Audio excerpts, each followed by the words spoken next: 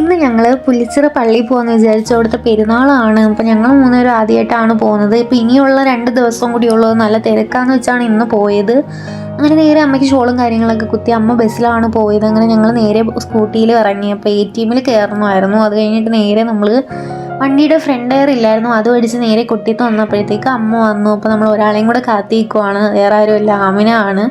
അവൾ ജോലി കഴിഞ്ഞ് വന്നു. അങ്ങനെ നേരെ നമ്മൾ കൊട്ടിയത്ത് വണ്ടി വെച്ചിട്ട് നമ്മൾ ഓട്ടോയിൽ പോയി പകുതി എത്തിയപ്പോഴത്തേക്ക് ലൈറ്റും കാര്യങ്ങളൊക്കെ ഉണ്ടായിരുന്നു.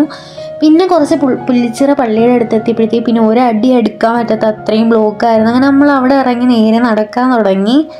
അങ്ങനെ നമ്മൾ പള്ളിയുടെ അകത്തോട്ട് കയറിയപ്പോൾ ഫുൾ കച്ചവടക്കാരും ആൾക്കാരും ബഹളവും നല്ല തിരക്കുണ്ടായിരുന്നു. അപ്പോൾ ഇനിയുള്ള 2 ദിവസം എന്തുമായിരിക്കും നമുക്ക് ചിന്തിക്കാൻ പറ്റുന്നത് തന്നെയാണ്.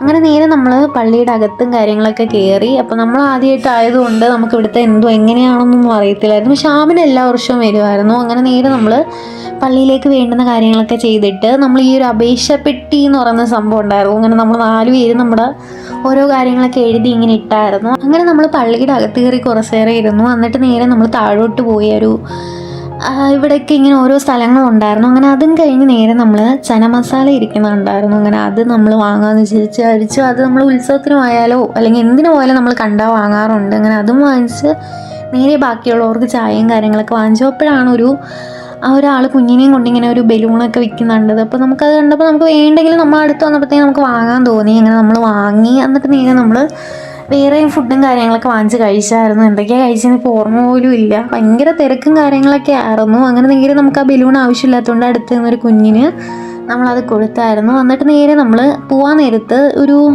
കിളിപോയ സർബത്ത്, കിളിപോയ സോഡ അങ്ങനെ എന്തോ ആയിരുന്നു. അങ്ങനെ എന്തോ പറഞ്ഞപ്പോൾ നമ്മൾ ഒന്ന് ട്രൈ ചെയ്യാമെന്നും പറഞ്ഞ് വന്നിരുന്നു. അങ്ങനെ 2 എണ്ണം മേടിച്ചായിരുന്നു. ഞാൻ കുടിച്ചൊരു 2 സെക്കൻഡ് കഴിഞ്ഞപ്പോഴത്തേക്ക് എൻ്റെ അണ്ടകടാളം വരെ എഴിഞ്ഞു പോകുമായിരുന്നു. അമ്മാതിരി എന്തോ കാന്താരയിൽ എന്തോ വെച്ചിരുന്ന ഐറ്റമായിരുന്നു. അങ്ങനെ അമ്മയൊക്കെ ഇച്ചിരി കുടിച്ചതേ ഉള്ളൂ. ഇക്കുമൊക്കെ വിയർത്തൊഴുകി. കാരണം ഇക്കുവാണ് കൂടുതലും കുടിച്ചത്.